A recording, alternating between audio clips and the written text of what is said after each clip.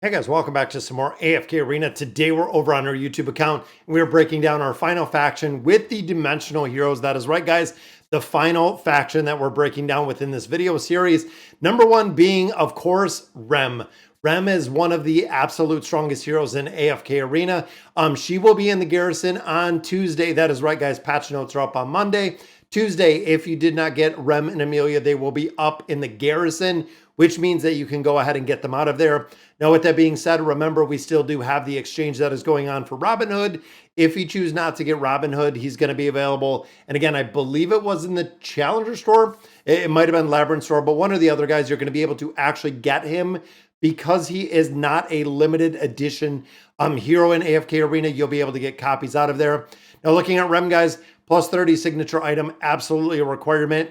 When you look at Rem, she is a damage dealer and she is a best in slot damage dealer for a lot of different formations, making her a big priority to build. The 9 of 9 furniture is huge in here, guys. They can restore their energy by 500 points. That is right.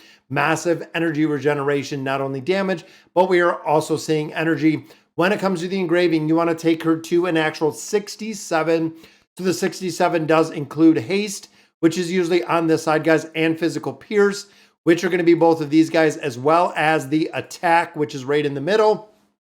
So 5 for the attack, 6 and 7, taking her to 67 with the physical pierce and the haste that we have on this hero. So again, taking her to a 309 E67, so plus 30 signature item, 9 of 9 furniture, and then the 67 engraving.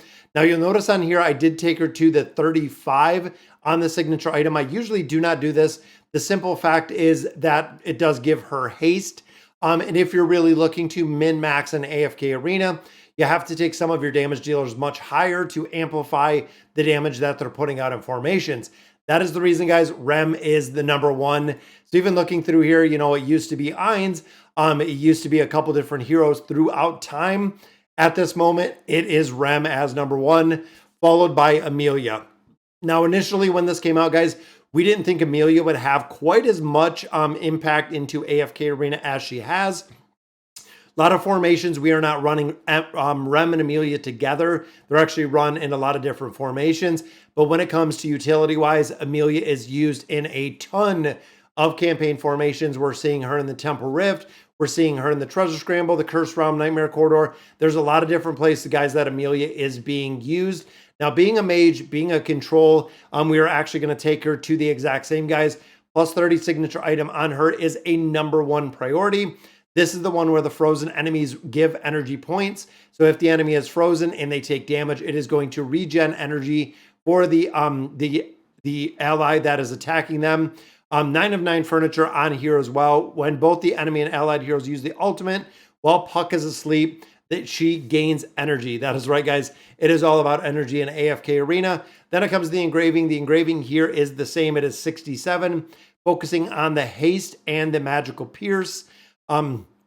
Which is, I believe, maybe down here. I know one of these do have, there it is, the magical pierce. So focusing on the haste up here, the magical pierce, and then it is going to be the build out of all of the attack, taking 5 into the attack, and then again, the haste and the magical pierce, which takes her to a 30967, putting her in the second priority slot when it comes to dimensionals. So again, interesting to see that Rem is number one, Amelia is number two out of all of the dimensionals that we have. But again, utilization-wise, they are making a big, big impact into AFK Arena. Now, the third one we look at is the one that you can get out of the, and I believe it is the Challenger store, which is Mulan, guys. Mulan still seeing a lot of utility. The exact same build with these. The plus 30 signature item, so she can parry the control effects. While parrying, she is immune to control effects.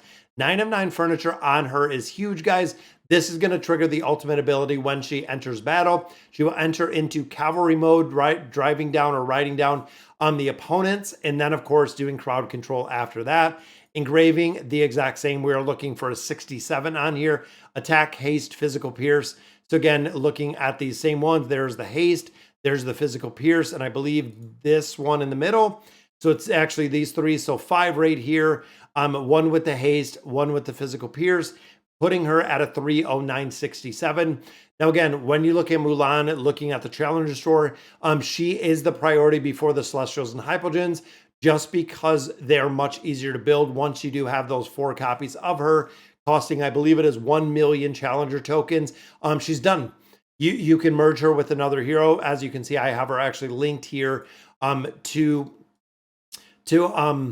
I'm drawing a blank, Gwen, for Gwen. So link together with Gwen, but it does give you those 4 copies or those 60 shards, give you the hero. The hero can be linked and you can have a 5-star hero, which we know is not the case with Celestials and the Hypogen heroes that we have out of there. Next one, guys, we're still gonna look at Ebto. That is right, guys. Ebto is still a game changer in AFK arena. And then again, also a significant game changer, significant impact when it comes to the ability to buff up Rem and Amelia. Even looking at Mulan, on this one, all you need is a plus 30 signature item. And then, of course, she needs the 3 of 9 furniture. This is actually giving her the ability to have the immunity.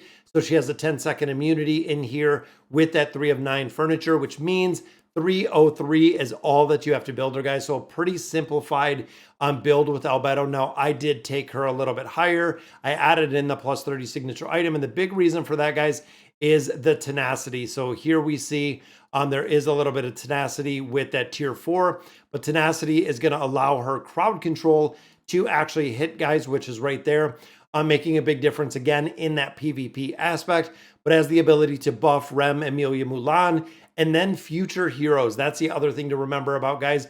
Utility-wise, Ebto is still seeing a lot of gameplay in there, which is really cool to see. And that's the reason she is coming in at number 4. Mulan was number 3. Then number 5 is Joan of Arc. Now, Joan of Arc, of course, is the priority out of the Labyrinth store, similar to what we've seen with the Challenger store. Joan of Arc, you actually want to get her shards first. Even on the wishlist account, I'm getting Joan of Arc shards currently. She is really a very, very strong hero. Not limited edition, which means she's in the store. Now, building her out, plus 30 signature item, absolutely, guys. This one is huge for the damage mitigation aspect that you have. Furniture, we are going 9 of 9, which again is right down here. Going to make a big difference. And then doing the plus 30 engraving is where we're going to stop on her, guys. As you can see, I have the plus 30 engraving.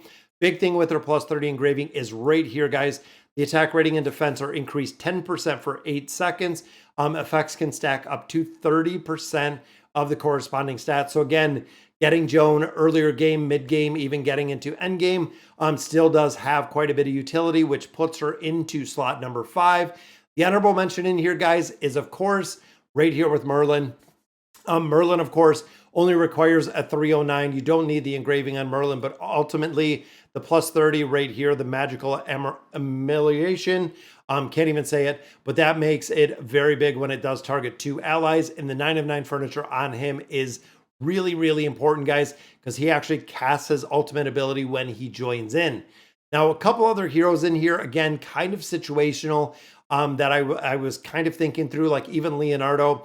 We're seeing him within the campaign in some slots, not really as much anymore, even going through the chapters that I'm seeing, not really, again, a lot of utility. And a lot of these heroes kind of do have a place within the niche formation. So even looking at Queen, kind of niche formation, Ezio, kind of niche, depending, again, and they're only really used in 1 or 2 very specific game modes. And again, as you continue to progress, as you're making more progression into AFK Arena, we're going to see their utility actually drop down quite a bit. So, all right, guys, so that'll do it again for our final list, breaking down our dimensional heroes. Let me know in the comments what you guys think. And as always, thank you guys for watching.